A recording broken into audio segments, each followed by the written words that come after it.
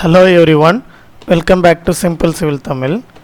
இந்த செஷனில் செகண்ட் யூனிட்டோட important 2 marks and 13 marks questions மட்டும் பார்க்கலாம். 2 மார்க்ஸ் ஆன்சரோட முடிஞ்ச அளவு கொடுத்துருக்கேன். 13 மார்க்ஸு ஒன்லி கொஷின்ஸ் மட்டும் இருக்கும் பாருங்கள். அப்புறம் ப்ராப்ளமேட்டிக்ஸ் நம்ம ஆல்ரெடி பிளேலிஸ்ட்டில் கொடுத்துருக்கோம், செக் பண்ணி பாருங்கள். இந்த கொஷின் பார்த்திங்கன்னா 2 யூனிவர்சிட்டி கொஷின் பேப்பரில் கேட்டிருக்காங்க. November December 23, November December 22. ஓகேவா, ஒன்று 21 ரெகுலேஷனில், ஒன்று 17 ரெகுலேஷனில். Define permeability. பெர்மியபிலிட்டினா என்னவே டிஃபைன் பண்ண சொல்லியிருக்காங்க. Permeability is the property of which soil permits the flow of water or any other fluid through its interconnecting voids. சாயிலில் இருக்க வாய்ட்ஸ் வழியாக வாட்டரையோ இல்லை வேறு எந்த ஃப்ளூயிடோ ஃப்ளோ பண்ண பர்மிட் பண்ணிச்சுன்னா அந்த ப்ராப்பர்ட்டி தான் வந்து பெர்மியபிலிட்டின்னு கொடுத்துருக்காங்க. ஓகேங்களா. Next, describe the confined aquifer.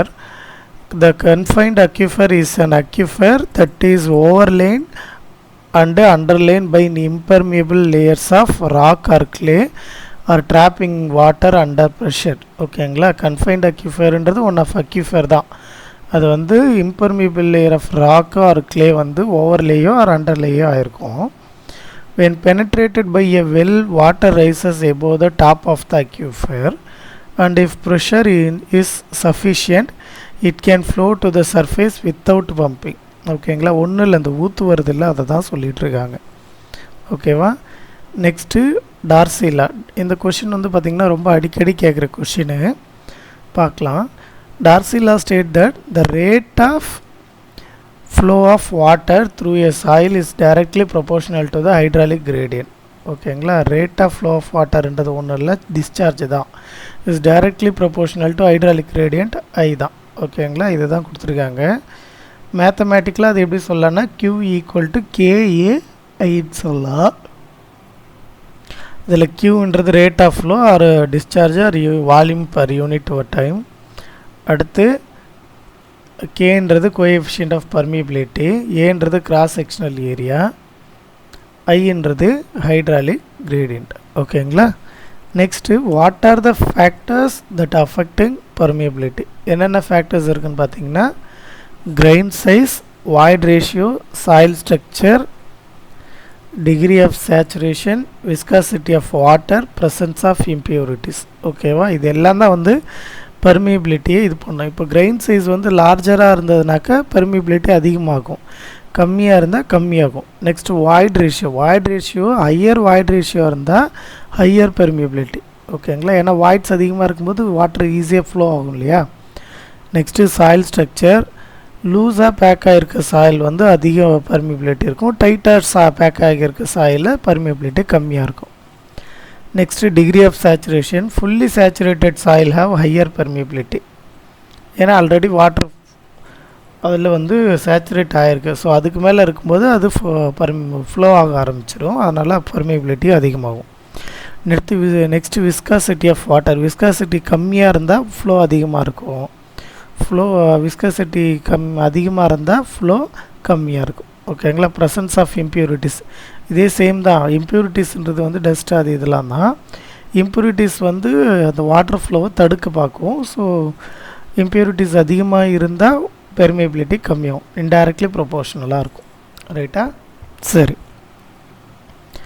Next right any 4 uses of flow net in engineering problems. Determining seepage quality. Seepage எவ்வளோ இதுவாகுது அப்படின்னு கால்குலேட் பண்ண யூஸ் ஆகும். நீங்கள் ஜஸ்ட் இந்த ஹெட்லைன் மட்டும் கொடுத்தீங்கன்னா போதும். Calculating the pore water pressure, analysing hydraulic gradient, assessing soil stability. இவ்வளோ தான் வந்து பார்த்தீங்கன்னா ஃப்ளோ நெட்டோட யூஸு. ஓகேவா. நான் 4 பாயிண்ட் தான் கொடுத்துருக்கேன் 2 மார்க்குன்றதால. நீங்கள் இன்னும் கூட நிறையா இருக்கு, வேணால் படிச்சுக்கோங்க. ஓகேங்களா. What is the formation of meniscus. Okay. So மெனிஸ்கஸ்ன்றது உங்களுக்கே தெரியும் அந்த வேர்டுக்கு மீனிங்கு. அதே மாதிரி அது நான் டைரெக்டாக சொல்ல முடியாது, சரி.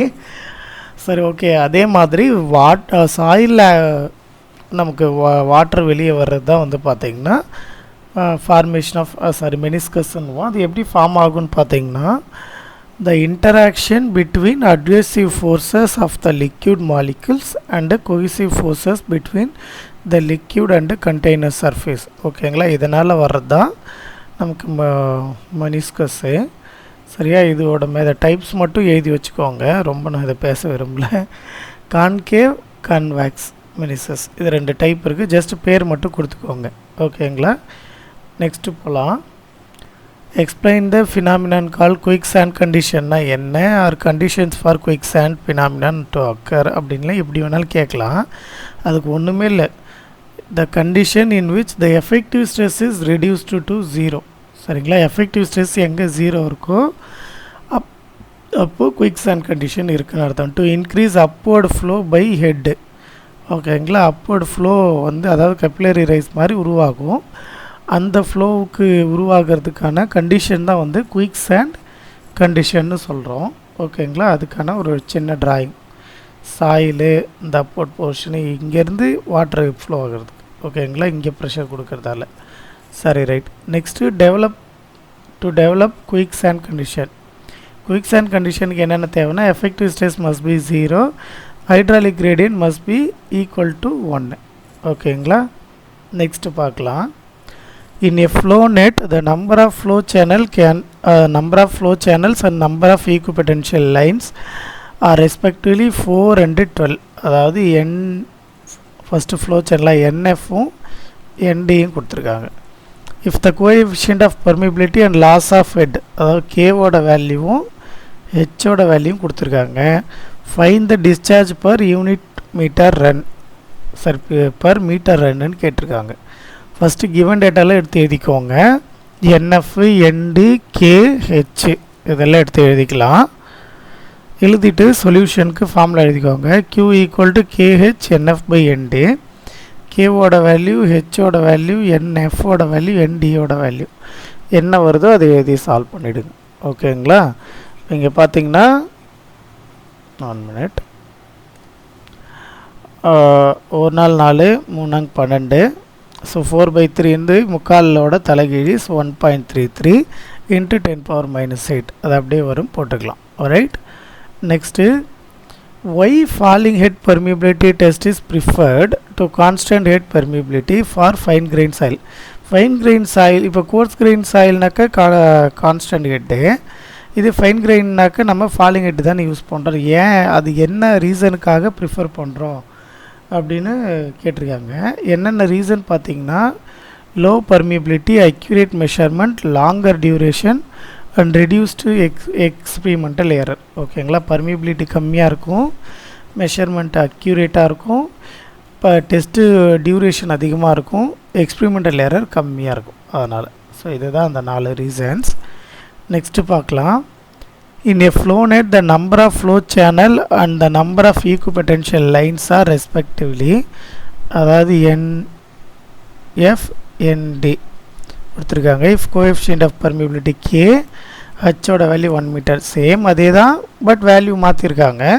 Find the discharge per metre என்னன்னு கொடுத்துருக்காங்க. இதுவுமே ஒரு யூனிவர்சிட்டி கொஷின் தான். கிவன் டேட்டாலாம் எடுத்து எழுதிக்கோங்க. NFனா என்ன, NDனா என்ன, KHலாம் எழுதிக்கோங்க. எழுதிட்டு சொல்யூஷன் பார்க்கலாம்.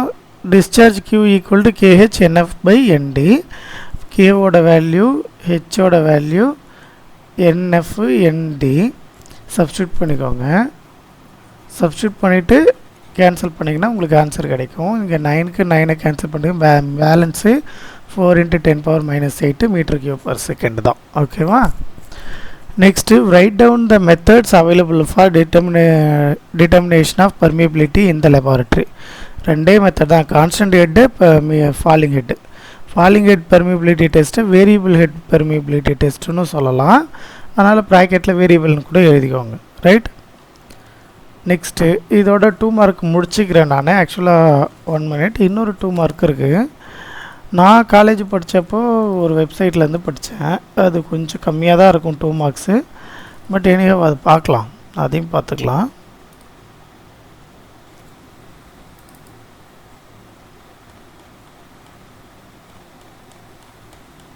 ஒரு 6 2 மார்க் இருக்கும், இதையும் பாருங்கள். இதில் பார்த்தீங்கன்னா what are the different types of soil water. ஆக்சுவலாக இது ரீசெண்டாக கூட ஒரு கொஷனில் கேட்டிருந்தாங்க. சாயில் வாட்டரில் என்னென்ன கிளாஸிஃபிகேஷன் இருக்குதுன்னு பார்த்தீங்கன்னா broad classification, phenomenological classification, structural classification. Broad கிளாஸிஃபிகேஷனில் ஃப்ரீ வாட்டர், ஹெல்டு வாட்டர், அதாவது ஃப்ரீயாக போகிற வாட்ரு, தங்கியிருக்க வாட்ரு. அதில் structural water, absorbed water, capillary water. அதே மாதிரி ஃபினாமினாலஜிக்கல் கிளாஸிஃபிகேஷன் அதில் பார்த்திங்கன்னா ground water, capillary water, absorbed water, infiltrated water. அடுத்து ஸ்ட்ரக்சரலில் பார்த்திங்கன்னா pore water, solvated water, absorbed water, structural water. இந்த அப்சார்ப்டு வாட்டர் வந்து பார்த்திங்கன்னா 3த்துலேயுமே இருக்குது. ஓகேங்களா. ஸ்ட்ரக்சரல் இது 2ல் இருக்குது, கப்பிலரி இது 2ல் இருக்குது. அதனால் இது கொஞ்சம் இந்த ஃப்ளோ சார்ட்டை பார்த்து எழுதிக்கோங்க. Okay. Next methods of drawing flow net. என்னென்ன மெத்தட்ஸ் இருக்குதுன்னு பார்த்து கேட்டிருக்காங்க ஃப்ளோ நெட் வரைகிறதுக்கு. இதுவும் 17 ரெகுலேஷன்லேயும் அடிக்கடி கேட்குற கொஷின் தான். என்னென்ன மெத்தட் இருக்குதுன்னு பார்த்தீங்கன்னா analytical method, electrical flow analogy, capillary flow analogy, sand model, graphical model. அனலிட்டிக்குன்னு வந்தாலே கிராஃபிக்கல் வந்துடும். இது 2 மெத்தட் மறக்காமல் எழுதிருங்க. அதுக்கப்புறம் இந்த 3 மெத்தட் எழுதிக்கோங்க. ஓகேங்களா. நெக்ஸ்ட்டு கெப்பிலரி ரைஸ்னால் என்னென்னு கேட்டிருக்காங்க.